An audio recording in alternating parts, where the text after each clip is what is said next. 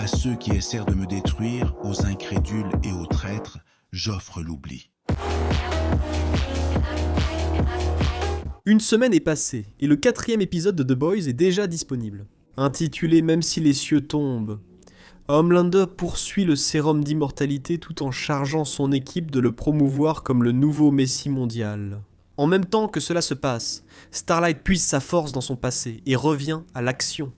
Mais elle arrive trop tard et l'équipe est en train de s'entretuer à cause d'un champignon maudit qui a infecté leur cerveau. Mais avant que vous ne puissiez voir tout cela, je vais prendre quelques secondes pour remercier les membres du club élite N-Minutos pour leur soutien. Et si toi aussi tu veux profiter de contenu exclusif, il te suffit de cliquer sur le bouton rejoindre juste en dessous. Le 4e épisode de la saison finale démarre par une scène touchante entre Ryan et son père.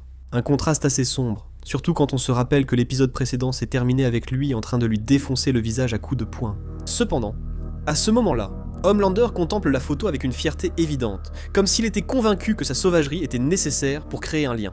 Quelques secondes plus tard, Firecracker entre dans la pièce pour lui parler. Il ne faut qu'un instant à Homelander pour détecter qu'elle pue le salaud de son père, même si l'odeur l'irrite. Il décide d'ignorer ce détail pour le moment. Ils régleront leur compte plus tard pour sa promiscuité. Pour l'instant, sa priorité c'est qu'elle l'aide à diffuser le message de ce qui sera son destin inévitable. Il lui avoue d'un regard perdu qu'il a été visité par un ange et que celui-ci lui a révélé qu'il est destiné à devenir le nouveau dieu de toute l'humanité. Pendant que Homelander répète encore et encore qu'il est le nouveau Messie, Firecracker esquisse un sourire chargé de pure terreur. Malgré cela, elle se dépêche de le féliciter pour son avenir glorieux. Même si cela lui semble complètement fou, elle sait parfaitement que si elle ose le contredire, elle finira avec le crâne calciné sur le sol. À ce moment, Homelander commence à divaguer et à se complimenter sur sa grandeur. Elle, soumise, accepte d'utiliser toutes les ressources médiatiques mises à sa disposition pour répandre la bonne nouvelle dans le monde entier. Pendant ce temps, au quartier général, Sage a trouvé le moyen définitif de ne jamais manquer de fonds pour les camps de la liberté. Il prévoit de retirer le soutien financier aux écoles publiques et de consacrer tout cet argent à sa cause. Après tout, selon sa logique, la seule chose qu'ils font dans ces endroits, c'est obliger les enfants à lire des trucs sur des pingouins homosexuels qui troublent la jeunesse. Une seconde plus tard, Soldier Boy entre dans la pièce pour lui parler et apprend que Homelander est déjà au courant de Fort Harmony et qu'il s'y dirige en ce moment même. Il s'avère que lui et Edgar ont eu une conversation assez intense, bien que visiblement cordiale, et ils savent déjà tout. Sage lui mentionne avec sarcasme que si Homelander trouve le V1, il deviendra immortel, et qu'ils pourront passer l'éternité ensemble comme père et fils. Elle lui demande si ce n'est pas là un rêve devenu réalité, à moins qu'il ne préfère l'accompagner et l'aider dans la recherche. Après tout, personne ne connaît cet endroit maudit mieux que lui. Simultanément, Butcher s'occupe de veiller sur Ryan. Le garçon pensait naïvement qu'il avait la force nécessaire pour tuer son père, mais il ne pouvait pas se tromper davantage. Il est maintenant sur une civière, regrettant de ne pas avoir été plus prudent avant de l'affronter. Butcher lui rappelle froidement qu'il est une ressource précieuse pour la guerre, mais que son pouvoir est inutile s'il va se faire tuer dans la gueule du loup. Ils ont besoin du virus et de travailler ensemble. Ce qu'il lui a dit avant de le tromper visait à le renforcer, ou peut-être parce que Butcher sait manipuler les gens. Comme un pauvre agneau, Ryan croit encore cette histoire, mais à peine Boucher lui tourne le dos, le garçon disparaît sans laisser de traces. D'un autre côté, au laboratoire, Frenchie essaie de reproduire le virus en utilisant toutes ses connaissances, mais il estime qu'il lui faudra plusieurs semaines pour obtenir une seule réplique réellement utilisable. Face à cela, la seule option qui leur reste est d'aller à Fort Harmony, l'endroit où subsiste encore l'espoir de trouver du V1 le tout premier des sérums et le plus puissant de tous. Ils doivent absolument empêcher Homelander de s'en emparer, sinon il deviendra immortel. Cependant, la menace de la créature qui a tué ses enfants dans la forêt plane toujours. Mais pour l'instant, ils n'ont pas d'autre choix. Le V1 est la seule chose qui peut tous les sauver. Cela inclut Butcher lui-même, qui ne le mérite peut-être pas vraiment. Mais il y a cette possibilité latente. Alors il est temps de se mettre en route et de prendre la route. Non loin de là, Starlight rend visite à son père, mais il ne se montre pas du tout ouvert. En fait, il s'est caché d'elle tout ce temps et ne veut pas la voir dans sa vie. Encore moins près de son frère Mason, dont elle vient tout juste d'apprendre l'existence. Dans la maison, Mason et la nouvelle épouse de son père sont furieux de sa présence. Elle se dépêche de fermer tous les rideaux pour éviter que les voisins ne voient que Starlight est là. Dans ce climat tendu, elle apprend que son père, désormais chef de la police, passe ses journées à mettre les partisans de Starlight derrière les barreaux. En fait, toute la famille est du côté de Homelander et une haine pure se fait sentir dans l'air. Elle décide que ce rejet n'en vaut pas la peine et s'apprête à partir. Mais la femme de son père, passif-agressive, lui propose de laver ses vêtements, de lui donner à manger et suggère une douche. Cependant, tout cela semble complètement fou à Mason et il quitte les lieux furieux. De retour avec Hughie, l'équipe est déjà près de Fort Harmony, mais l'ambiance est extrêmement étrange et troublante. C'est censé être une forêt et une réserve naturelle, mais on n'entend pas un seul oiseau dans les environs. Le silence est sépulcral, et après avoir trébuché accidentellement, le garçon découvre un cadavre au sol qui est presque fossilisé. À côté de lui, un autre corps repose dans les mêmes conditions, ce qui confirme que la créature mentionnée dans le journal est réelle. Ils doivent se dépêcher avant de finir comme eux. De son côté, The Deep abandonne ses croyances et commence à manger des sushis, tandis que Black Noir l'observe avec des intentions clairement évidentes. Ce qu'il lui a fait la nuit précédente, le droguer et l'abandonner au milieu de nulle part pour s'attribuer tout le mérite, n'était vraiment pas correct, et maintenant, Noir veut se venger. Pendant ce temps, à la Maison Blanche, Ashley est en train de coucher avec le prédicateur. Pour un homme soi-disant religieux, il a des goûts très particuliers pour le latex, et possède de nombreux jouets, qui ne sont certainement pas distribués à Noël. Après s'être amusé, Ashley découvre que l'église de ce type est en faillite, ce qui ruine ses plans. Ils étaient censés s'entraider pour qu'elle accède à la présidence, mais sans argent, c'est impossible. Mais cela devra attendre, car Firecracker apparaît à l'improviste pour leur raconter la dernière folie de Homelander et demander son aide. Une réunion d'urgence est organisée pour élaborer des idées afin de convaincre les gens que Homelander est leur nouveau dieu. Des actes comme séparer l'océan ou changer l'eau en vin sont des clichés, mais ça pourrait marcher. L'église de Homelander pourrait aussi mieux se vendre que celle du prédicateur, ce qui apporterait une quantité massive d'argent qui ne leur ferait pas de mal. Cependant, battre Jésus-Christ lui-même dans une bataille médiatique ne sera pas une tâche facile. Ces idées de tendre l'autre joue et d'aider les pauvres ne se vendent plus. S'ils arrivent à créer une église qui promeut les valeurs américaines les plus crues, cela pourrait être bien plus attrayant. L'église démocratique d'Amérique sera la base pour les vrais Américains, qui après une courte période n'auront aucun mal à croire que Homelander est leur sauveur. Pendant ce temps, Homelander marche parmi les ordures en direction de Fort Harmony avec son père. Pour lui, il serait bien plus facile de voler le reste du chemin. Mais Soldier Boy refuse catégoriquement d'être porté par son fils, donc cette option est complètement écartée. Peu après, il tombe sur les mêmes cadavres que le groupe de Hughie avait vus plus tôt, ce qui signifie qu'ils ne sont pas très loin d'eux. Dans un moment de calme, Homelander lui demande pourquoi il a finalement décidé de venir, ce qui pousse Soldier Boy à avouer que Firecracker lui a dit que son fils l'admirait. Peut-être qu'il n'est pas si idiot et inutile. Soldier Boy demande des nouvelles de Clara et n'apprécie pas d'apprendre son suicide. Ils avaient été couchés ensemble à 2 reprises par le passé, et il trouve que c'est une perte énorme d'apprendre sa mort de cette façon. Dans la forêt, Hughie est très inquiet et contrarié pour Annie. Elle n'est pas revenue, et il commence à trop réfléchir. Mais lorsqu'il tombe sur un immense cimetière d'animaux morts autour d'un bâtiment lugubre, ses priorités changent radicalement. Ils ne perdent pas de temps, et entrent immédiatement dans le bâtiment. Là, ils fouillent les armoires, et tout ce qui est disponible, réussissant à trouver une carte du site qui révèle une série de tunnels secrets sous terre, où se trouve sûrement le laboratoire avec le V1. Butcher leur arrache brusquement la carte et leur ordonne de bouger. À cet instant, Hughie lui reproche de se comporter comme un idiot tout le temps, et les insultes commencent. Mais lorsqu'il lui rappelle cruellement que c'est lui qui a transformé son père en zombie puis l'a tué, le lâche finit par en avoir assez. Hughie insulte l'équipe sans aucune raison, et tout le monde est sur le point d'en venir aux mains lorsque Frenchie les interrompt pour les avertir qu'il se passe quelque chose de très étrange à cet endroit. L'ambiance perturbe leur comportement, et ils doivent rester unis à tout prix. Cependant, avant de poursuivre la recherche, Monsieur prend un moment pour rappeler à Hughie qu'il est une tapette et qu'il n'a ni l'autorité ni le droit de l'insulter à nouveau.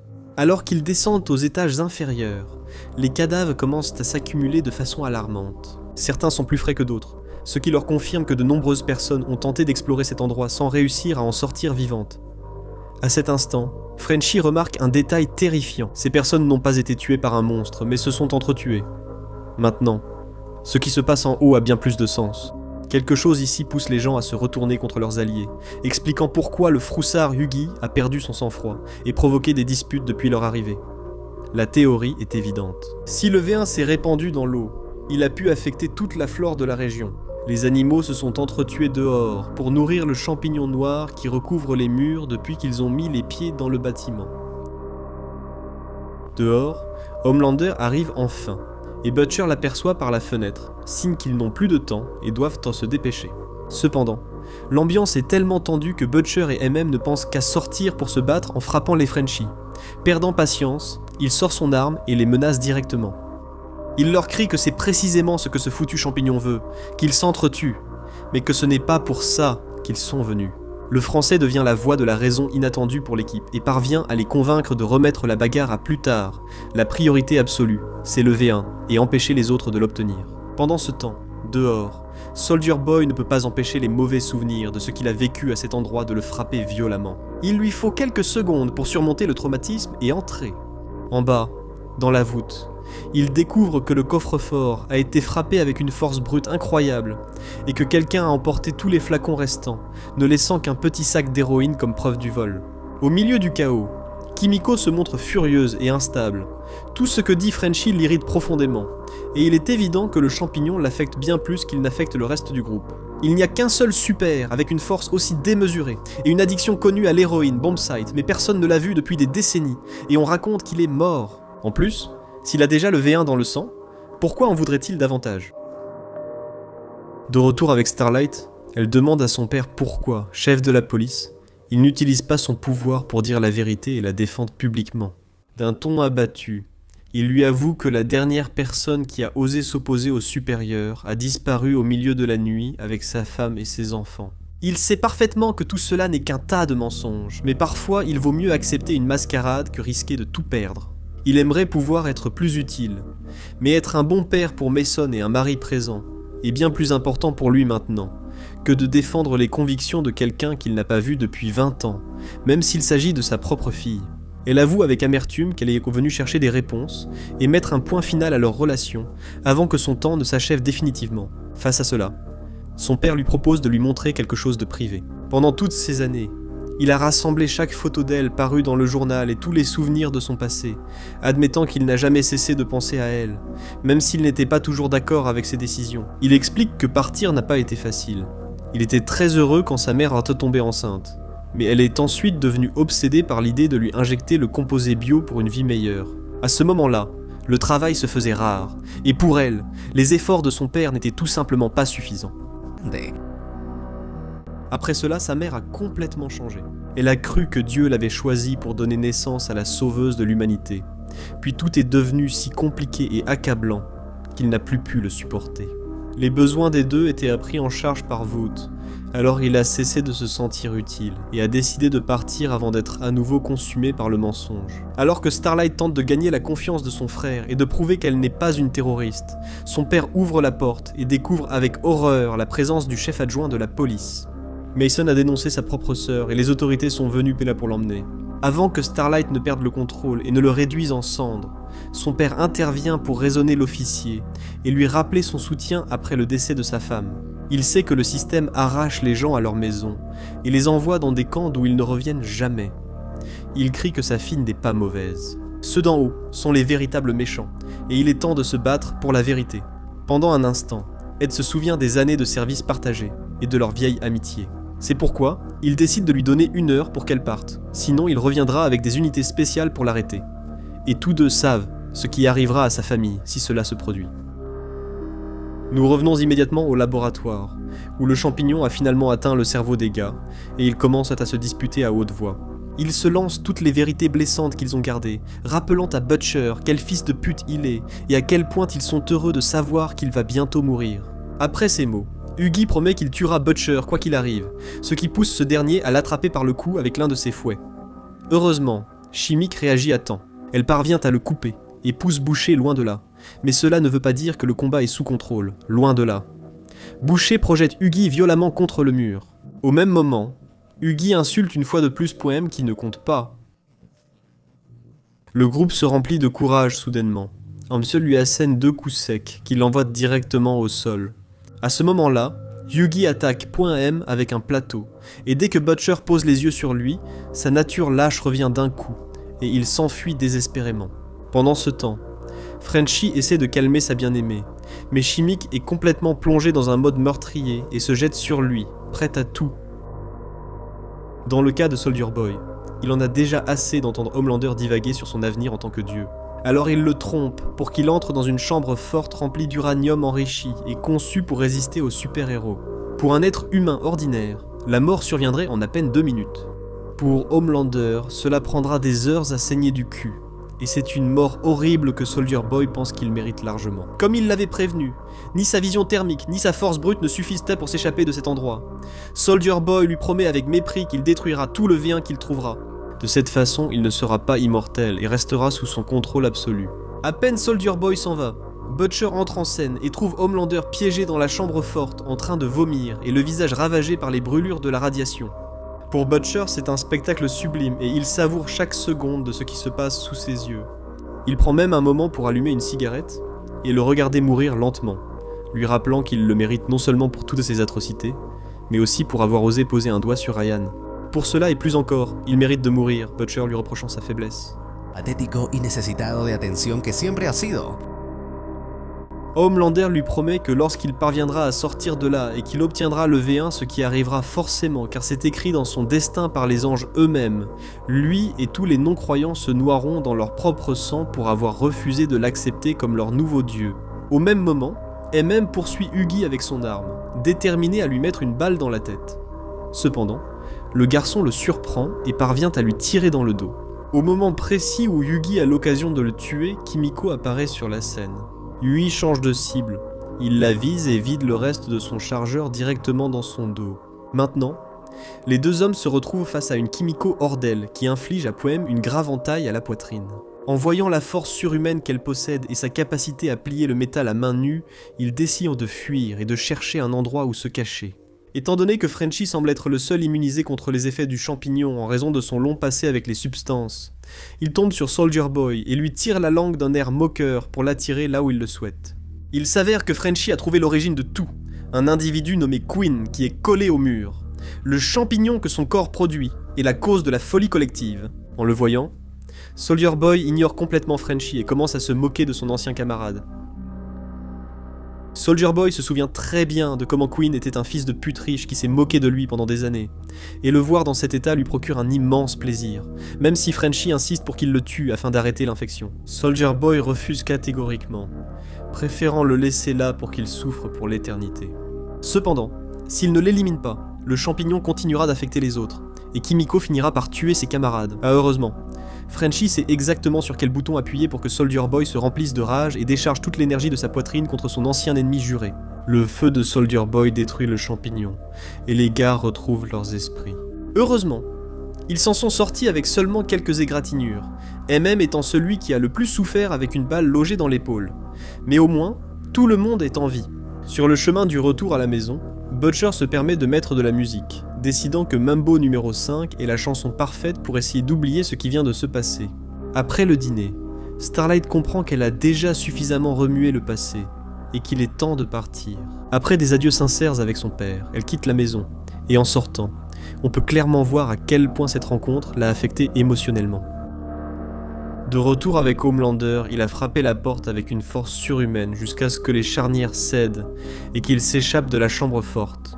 Il est furieux contre son père, et dès qu'il le trouve, il se montre prêt à engager un combat à mort. Vision thermique activée, il parcourt l'endroit à la recherche d'une piste jusqu'à finalement le retrouver. Cependant, contre toute attente, Soldier Boy pleure et se lamente sur ce qui s'est passé. Sa façade de soldat invincible s'est alors effondrée, montrant qu'ils ne sont peut-être pas si différents qu'ils le croyaient. Mais Soldier Boy refuse de s'ouvrir à lui ou d'aborder ses problèmes personnels. Il lui ordonne seulement de faire ce pourquoi il est venu et de ne pas perdre de temps. Il lui fait clairement comprendre que, s'il veut le tuer, c'est le moment d'essayer. Cependant, Homelander lui tourne le dos et décide de partir, lui permettant de rester seul quelques instants, pendant que Homelander se ressaisit avant de reprendre sa recherche du V1. Au quartier général, Kimiko tente de s'excuser auprès de Frenchie pour avoir presque arraché ses entrailles. Elle l'aime, mais admet que son esprit est chaotique et qu'elle ne veut pas imposer cette instabilité à sa vie. Elle décide donc de prendre du recul pour réfléchir et voir s'ils sont vraiment faits pour être ensemble. À ce moment, Starlight revient après avoir passé un moment seul, et trouve Hyugi toujours bouleversé. Elle lui demande pardon d'être partie et l'embrasse passionnément. Dans la pièce voisine, Butcher étudie des enregistrements volés au laboratoire, et même vient discuter des événements liés aux champignons. Ils savent que l'infection les a poussés à dire des choses horribles, mais admettent qu'il fallait libérer ce venin accumulé. Donc, en ce qui les concerne, tout va bien, et ils poursuivent le même objectif. Pour apaiser les tensions, Butcher lui tend une bière et change de chaîne à la télévision. À l'écran, il voit que le prédicateur s'apprête à faire une annonce capitale à toute la nation, appelant les patriotes de la foi à rejoindre la nouvelle Église démocratique d'Amérique. Il présente le nouveau prophète du Seigneur, Homelander, qui serait venu pour les guider vers un avenir rempli de miséricorde et de patriotisme, loin de la perversion dans laquelle ils sont tombés à cause des faux libérateurs et des Starlighters. Il est temps pour lui de prendre sa place en tant que leader de l'humanité et de les guider sur le chemin qui lui a été prédestiné. L'épisode se conclut avec Homelander acclamé par la foule, sous la même lumière angélique vue lors de la visite de Marilyn.